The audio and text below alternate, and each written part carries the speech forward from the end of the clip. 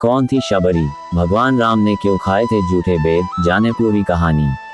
शबरी का जन्म एक गरीब आदिवासी परिवार में हुआ था। उसे अछूत माना जाता था। शबरी के माँ बाप ने उसका विवाह ऐसे व्यक्ति से तय किया जो शराब के नशे में चूर रहता था। मांस मदिरा के अलावा उसे कुछ नजर नहीं आता था। शबरी ने जब रिश्ता तोड़ने की बात कही तो घर वालों ने मना कर दिया, मगर वह अपनी जिंदगी बर्बाद होते हुए नहीं देखना चाहती थी। शबरी शादी से ठीक पहले घर से भाग गई और जंगल में पहुंची। वहां जंगल में कई ऋषि मुनि तपस्या कर रहे थे। शबरी उन ऋषियों के लिए जंगल से लकड़ियां, हवन की अन्य सामग्री और खाने के लिए फल तोड़ कर लाती थी। सभी ऋषि भी उसके काम से खुश थे। अचानक एक दिन ऋषि मुनियों को पता चला कि शबरी एक अछूत आदिवासी। उसके बाद सभी ऋषियों ने शबरी से किनारा कर दिया। शबरी जिस तालाब से जल लेने जाती थी, ऋषियों ने वहां से पानी लेना भी बंद कर दिया। आखिर में सिर्फ ऋषि मतंग ने ही उन्हें अपनाया और शिक्षा दी। उन्होंने शबरी को अपनी बेटी की तरह रखा।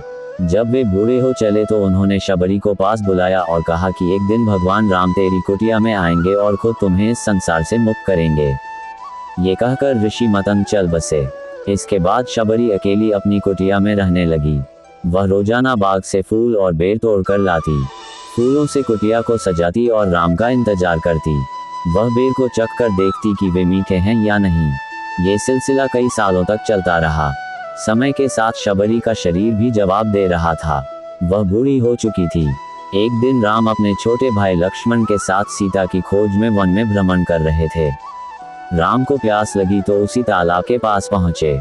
कुछ ऋषियों ने राम और लक्ष्मण को सरोवर की तरफ जाते देखा तो रोक दिया।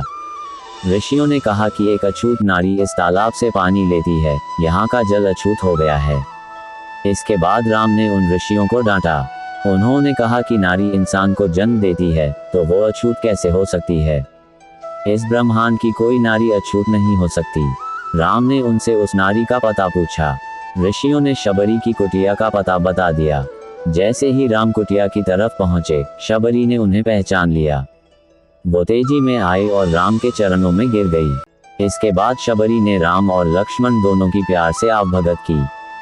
उन्हें अपने मुंह से चखे हुए बेर परोसे। राम ने खुशी खुशी बेर खा लिए, मगर लक्ष्मण ने कहा कि ये बेर शबरी के जूठे हैं, इसे कैसे खा सकते हैं? इस पर राम ने कहा कि ये जूठे नहीं बल्कि मीठे बेर हैं। इसमें मां शबरी का प्यार है। इसके बाद शबरी ने भगवान राम से देह त्याग की इच्छा जताई। राम ने आशीर्वाद दिया और शबरी ने उनके सामने ही अपना शरीर त्याग दिया। पूर्व जन्म में कौन थी माता शबरी? पौराणिक कथाओं के अनुसार शबरी पूर्व जन्म में एक रानी थी। उनका नाम परमहिषी था। एक बार रानी परमहिषी राजा के साथ किसी धार्मिक कार्यक्रम में गईं। वहां उन्होंने ऋषियों का एक समूह देखा जो भगवान की भक्ति में मगन था।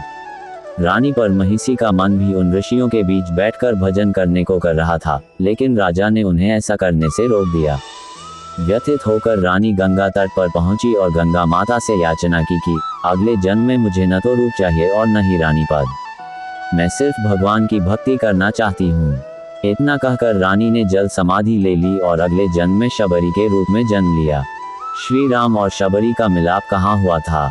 ऐसा माना जाता है कि आज के गुजरात के डांग जिले के सुबीर गांव में प्रभु राम और शबरी की भेंट हुई थी। इस स्थान पर इनकी स्मृति में शबरीधाम मंदिर है, जिसे देखने हर वर्ष बड़ी संख्या में पर्यटक आते हैं।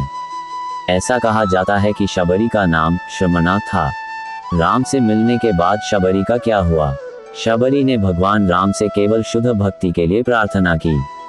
राम ने उसे आशीर्वाद दिया और इस दर्शन के बाद शबरी का जीवन समाप्त हो गया और वह आध्यात्मिक दुनिया और श्री राम के शाश्वत निवास को प्राप्त कर ली। शबरी ने राम का इंतजार कितने साल तक किया था? शबरी ने पहली नजर में भगवान को पहचान लिया। शबरी ने भगवान का खूब आदर सत्कार किया और उनको झूठे बेर खिलाए। इस प्रकार शबरी के वर्षों का इंतजार खत्म हुआ था और उसको भगवान श्री राम मिले थे। माता शबरी की कथा रामायण, भागवत, रामचरितमानस, सूरसागर, साकेत आदि ग्रंथों में मिलती है। राम ने शबरी के झूठे बेर क्यों खाए थे? शबरी के झूठे बेर के बिना रामायण बिल्कुल अधूरी है। शबरी की भक्ति को पूरा करने के लिए भगवान राम ने उनके झूठे बेर खाए थे। फाल्गुन मास के कृष्ण पक्ष की सप्तमी तिथि को शबरी जयंती मनाई जाती है। लक्ष्मण ने शबरी के बेर क्यों नहीं खाए? राम के प्रति अपने अनुशासित लगाव के कारण माता शबरी के भोले प्रेम भाव को न समझा और श्री राम के कहने के बाद भी शबरी के झूठे बेर नहीं खाए। शबरी को मोक्ष किसने दिया? हमने ये भी देखा था कि शबरी ऋषि मातंग की शिष्या थी।